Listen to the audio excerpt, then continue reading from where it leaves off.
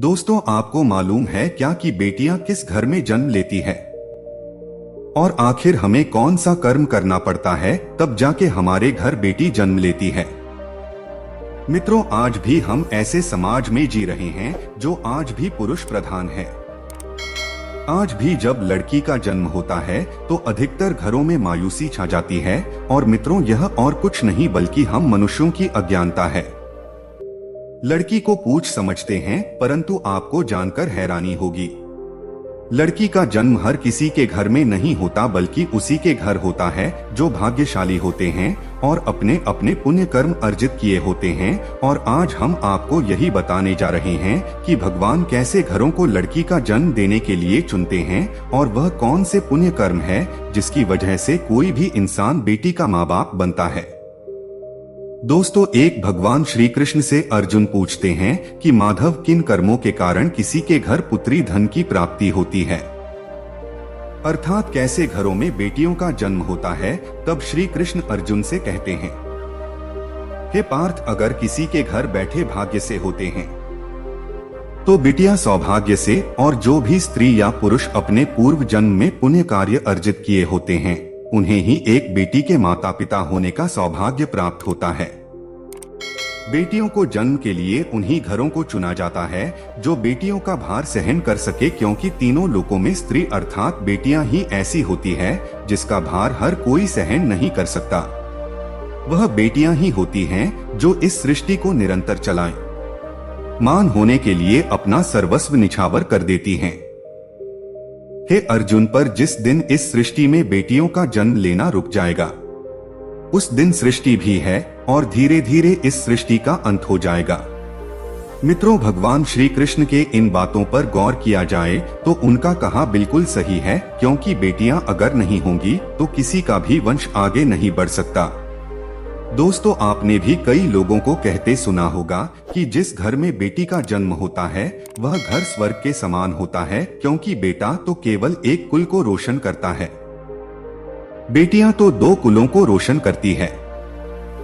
माता पिता के घर वो बेटी के रूप में अपने उत्तरदायित्व का निर्वहन करती हैं, तो ससुराल आकर एक बहू के रूप में सारे कर्तव्यों का पालन करती हैं। दोस्तों, आजकल आप सुनते ही हो, बेटियां बहु परिवार में किसी के मर जाने पर उसका वर्णन नहीं कर सकते, लेकिन यह बिल्कुल भी सही नहीं है, क्योंकि रामायण में बताया गया है कि प्रभु श्री राम के पिता राजा दशरथ की मृत्यु हो गई तो माता सीता अर्थात राजा दशरथ की बहू नहीं उनका पिंडदान किया था, जिससे उन्हें जन्म मरण के चक्र से मुक्ति मिल गई थी। इतना ही नहीं, हिंदू धर्म शास्त्रों में बताया गया है कि बेटियां भी अपने पिता के नाम का पिंडदान कर सकती हैं। वही अगर ससुराल पक्ष में कोई पुरुष नहीं है तो इस स्थिति में बहू भी पिंडदान कर सकती है। इसलिए मित्रों, वह लोग बहुत किस्मत वाले होते हैं जिनकी घर में बेटी जन्म लेती है। वही वह परवल किस्मत के होते हैं जिनके घर एक से ज्यादा बेटियां होती हैं। शायद यही कारण है कि बेटियों को लक्ष्मी कहा गया है। दोस्तों, बहुत से लोगों की सोच यही होती है, बेटी है तो बिना समय गवाएं और इस पर पढ़ाई में पैसे लगाएं, जल्द से जल्द शादी कर दो। लेकिन यह सोच एक बेटी के भविष्य को बर्बाद कर देती है। जरा सोचिए, एक बच्ची के मन में कितने सपने होते हैं, उसे कुछ करना है लेकिन यह सपने सिर्फ सपने ही रह जाते हैं। इसलिए अपनी बेटियों को सपने पूरे करने देना चाहिए, उन्हें जीवन में हर वह खुशी दे जो उन्हें मिलनी चाहिए। एक बेटे से ज्यादा एक बेटी हमेशा अपने माता पिता के लिए सोचती है। माता पिता को प्यार और अपनापन बेटी ही दिखा सकती है। बेटी के जन्म को एक जश्न की तरह मनाना चाहिए। माता पिता को बेटी को हमेशा एहसास दिलाना चाहिए। मित्रों, क्या बेटी माता पिता के लिए बोझ होती है? मित्रों, बेटी कभी भी बाप पर बोझ नहीं होती। वह सिर्फ अपनी और अपने परिवार की किस्मत बनाने के लिए जन्म लेती है।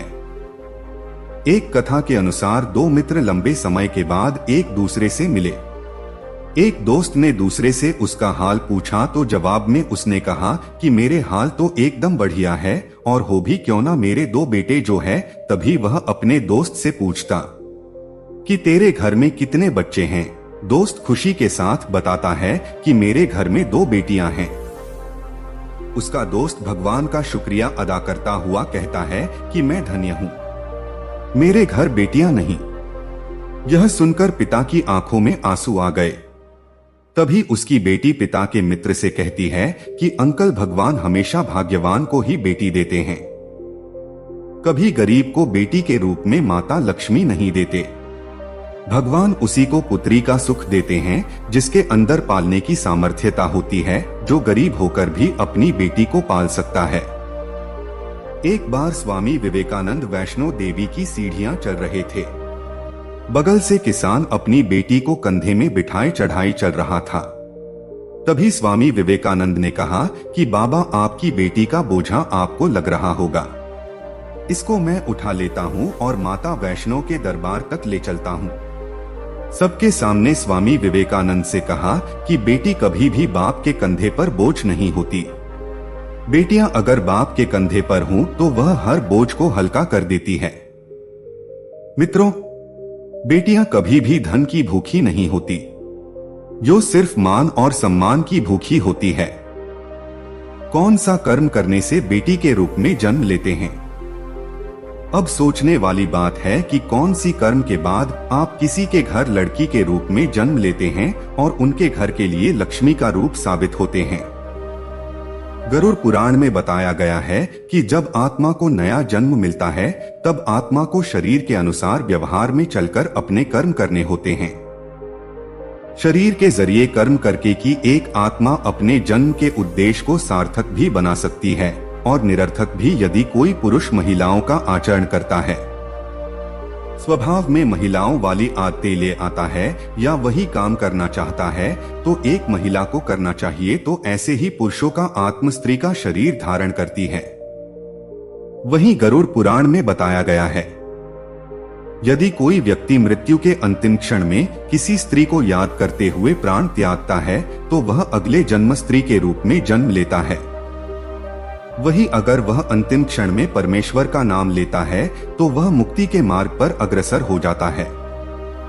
दोस्तों, वीडियो के अंत में आप लोगों से रिक्वेस्ट ही है कि अगर आपको यह वीडियो जरा सा भी अच्छा लगा हो तो मेरे चैनल को सब्सक्राइब, वीडियो को एक लाइक करके कमेंट में जय हर हर महादेव जरूर लिखें। मिलते हैं एक नए वीडियो, एक नई जानकारी के साथ। मित्रों, वीडियो को पूरा देखने के लिए बहुत बहुत धन्यवाद।